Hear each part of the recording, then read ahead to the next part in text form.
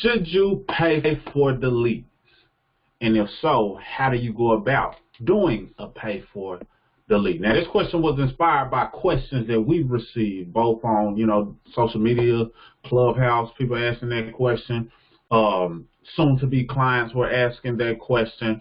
So I want to give you the perspective as it relates to pay for delete. Should you do it? If so, how you should go about doing it. So hopefully you take away some value, because as it relates to pay for delete, it's levels to it, and sometimes people jump to pay for delete prematurely. And I'll dive into that in a minute. What up? You got Mr. Smith, 0.5 of Mr. and Mrs. Smith, and in this brief video, I want to talk to you about pay for delete. A lot of people ask about pay for delete. Should they do it? They just want to get it out of their report, tired of dealing with it. And sometimes it does come to that. However, it's steps before you get there, because you want to make sure everything is valid. You want to make sure they're doing their part, because a lot of times they haven't done their part.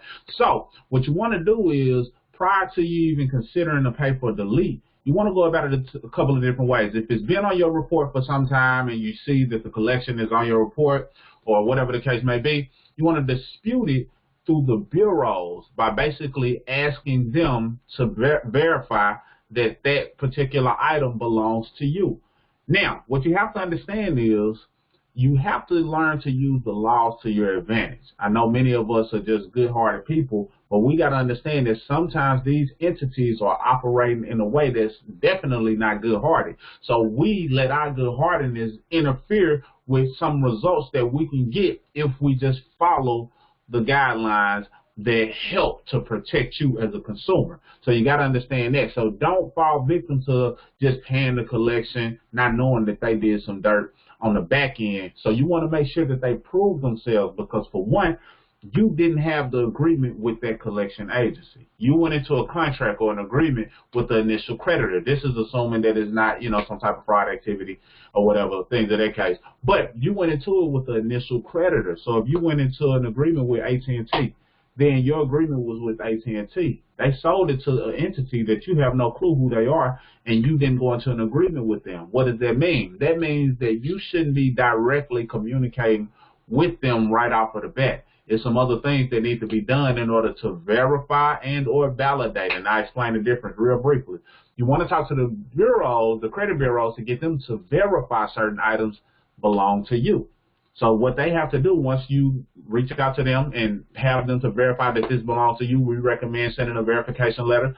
Now they have to go through the measures to see, okay, what records do they have to prove that this item belongs to you.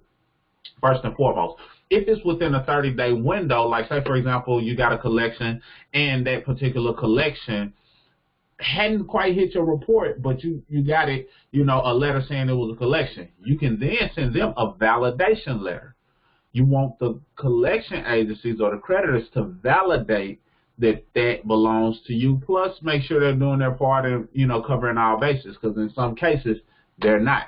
So it's a difference. Verification letter will go to the bureau. The validation letter will go to the creditor or the collection agency if it's within that, first 30-day window. But if it's been a while and it's been on your report for a while, I will go directly to the bureaus in order to make that happen, because it's power in you not communicating with them if you have not already. Now, if you've already started communication, you already admitted, that that's yours, and you want to try to discuss some terms, then, they got you at that point. They can pretty much document and prove that that item is yours, or you believe it to be true, so they'll use that against you in some cases. So just kind of keep that in mind. But it's always a way to make things happen. So I'm not to say that that's the end all be all if you have communicated with them, but just be mindful of how you can possibly bury yourself or hurt yourself, do more harm than good, not following through with the process. Now, if you are want to do the pay for delete, and at the end of this video I give you a free letter, like we like to do on several different videos. A free letter will come along with it. I meant to say that at the beginning, but I'll make sure the title expresses that. But if you are going to do a pay for delete, you want to go about it a certain way, and the letter will reveal it. But before I get into the letter, what I want to do is just kind of do an overview real quick. Speaking of deletions, since we're talking about deletions, this is a client that we're working with, and got 5 items deleted on this report. This was towards the end of 2020. So this was in October because it was showing the last import being the previous month. So this was in October. Basically, we got 5 items deleted. This wasn't a pay for delete, but I just want to show you that, deletions can lead to an increase. I did a video previously where the score increased dramatically and it was no deletions. Just to kind of paint a picture that not all credit is based on deletions. It's more than just getting things deleted. Sometimes people just want a credit sweep, and sometimes they're willing to go through illegal measures just to get everything cleaned off of their report, and that's doing more harm than good from a legal standpoint, and doing more harm than good because sometimes even if it's showing up not so good, it's still some positivity within those items, so you don't want to delete everything. However, when you delete quality items that have no business being on your report, you can start to increase your score and head in the right direction. So this client of ours, as you can see, went up 14, 16, and then another 14 points right here, all going towards the very good range and head to excellent.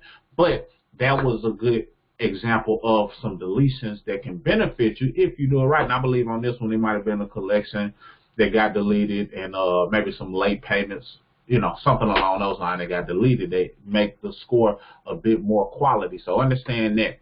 And, this was just an example of a client. And, of course, if you want our assistance on anything, definitely click the available link down below, or you can visit smartcreditkit.com, but the link down below should take you to the same place. And you can get access to a free credit class, or if you just want to set up a consultation, a breakthrough session with us, click that link available below. We'll be happy to assist you. But if you want to know how to do it yourself, then we're going to provide the letter so you can understand what goes into doing the pay for delete, so you can protect yourself in the event they're not doing their part. Because keep in mind, some of these entities operate with very little, if any, integrity. So that said, let's go into the letter. This is a pay for delete letter. I have several, but, I just like to share some of the basics just so you can get an understanding. And, of course, mine will look a little different because I have a system that this is very beneficial when these items are listed in this way. So let me go ahead and clean that up. That's not how I wanted it. Disregard. All right, perfect. So it'll be your name, first and last name, your address. Or if you're doing it for a client, because sometimes it may be someone who actually restores credit. We, have assisted and educated people who actually do credit restoration in things and strategies that they can use and implement. But that's it. It'll be your client or you, and you put the name, address, simple. Then you put the creditor name, because this will be going directly to the collection agency. This will be going to the collection agency if you're trying to do a pay for delete, or the creditor if, you're trying to get them to delete something. So make sure you understand the difference between the two. But basically, you're going to be communicating with whomever is showing up at the bottom of your credit report. So if it's a collection, then you find out who's reporting. You look at their information, and you're going to send this letter to them. If it's an actual account that you had with a creditor, and you need to do a pay for delete, or whatever the case may be, pay for a positive update potentially, then, you would definitely want to make sure you have their address there. Then you'll date it, and then you'll put your reason, and the account number. So basically right here, it'll be, you can either omit this line altogether, or you'll just be basically saying pay for delete in this space right here. I don't know why it did the first and last name right there, but the account number can definitely be there. So the account number is basically the number that'll show up on your report, which lets them know exactly which item you're talking about. It's no guessing. You know exactly what's going on. To whom it may concern. So you have a date here, and it say, I received a copy of my credit report from blank. You list the bureau name, and keep in mind, not all bureaus list all items because all creditors don't report to all 3 bureaus. So you'll list the bureaus. If it's more than one, you can list all 3. If it's 2, if it's 1, you get the point. Basically, it said the report lists my payments to you as being delinquent. And then right here, your transaction. My financial problems are now behind me. This is just an example, and you can alter it to best fit you and fit your energy, but just use this as a guide. My financial problems are now behind me, and I am in a position to pay off this debt. I can pay a lump sum of the amount.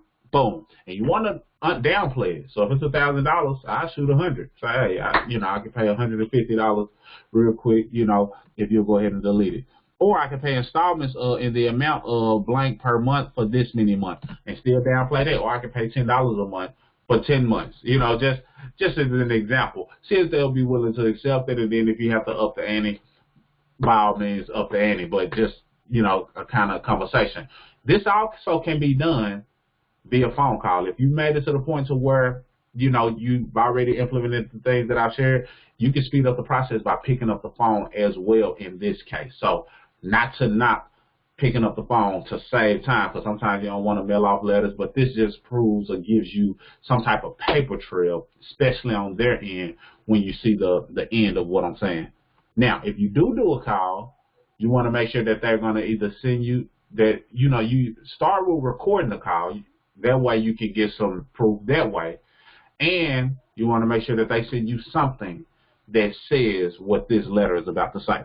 All right, or I can pay installments for the following months if you'll agree to one of the following. So that's what you want to get. You want to get an agreement out of them. You're setting up a new term. You're setting up a new contract based on what you want done. So, blank. If I make a lump sum payment, you will agree to remove all negative information from my credit file associated with the debt. That's one item. So that's one option. Another option, if I agree to pay off the debt in monthly installments, you agree to re-age my account, making the current month the first repayment month and showing no late payments as long as I make the agreed upon monthly payments. The second option is power in that too. If this offer is acceptable to you, please check and initial one of the above choices, sign your acceptance below, and return this letter to me in the enclosed envelope. So you'll send this to them, and you'll enclose the envelope. You can even throw a stamp on it, so they don't have to come out of pocket of anything, and it can be pre-addressed already to you. So that way they have an easy way to check, fill it out, send it. I know you've gotten that letter in the mail where it says stamp not required or postage not required. It'll be that same example, but you're giving them two options. You can either wipe it off, or if you want this monthly, you can delete that previous and consider this the first on-track payment. So now you build some positive payment history. And I kind of like that. But the main thing is you set the terms.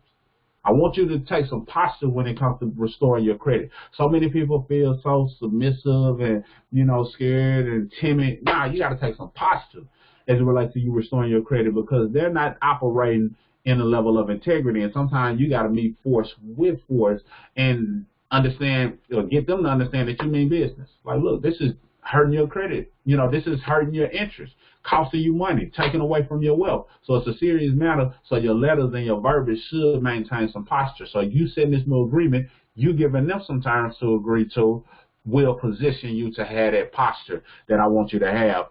But don't forget the initial steps that I say you should do before it gets to the paper delete, because this is like a last resort, in my personal honest opinion. So, all right, we said that, boom. So then you just say, thank you for your time and assistance. Sincerely yours, and you can sign here, or if you have a client, sign there. Then agree to and accept it to on this, and then they have to date it.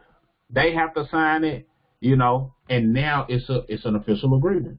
Two parties can go into agreement with one another. So that being said, it's an agreement that you set, and you want to get it in writing, because this is what can happen. Sometimes you might do a paper delete, and they're happy with getting the money because all they wanted to do was collect more than what they paid to be able to collect that debt. Collection agencies usually pay the creditor a certain amount of money, and their goal is to get whatever amount above what they paid. So if they paid $100 for the debt, if they get $200 from you, they're good in most cases. And sometimes they want to squeeze out more if at all possible. But the fact of the matter is, now you're setting the terms, you're setting the agreements, but if they get it deleted and you don't have it in writing, what can happen is they can add it back, they can change names, and, it hits your collection. No, you want it in writing that they're going to do what they're supposed to do and not re-add it. You don't want them to re-add it, because sometimes they'll take another name, another form, and try to collect again on something that you already agreed to do in a paper delete, but you don't have a paper trail to prove that they agreed to those terms, and this positions you to have that posture. Hopefully this serves you well. Hopefully you find some benefit in this information. If it does, great. And I went through it slow so you can kind of, copy it yourself, type it up. It's not a lot of words in there, but you can pause the screen, whatever you got to do in order to get that letter and use it to your advantage. So another free letter provided by us pertaining to paper delete, because that's a question that we get quite often. That's all I got for this video. Mr. Smith, signing out. Salute. Also, if you have any other video topics that you would like for me to cover, drop it below.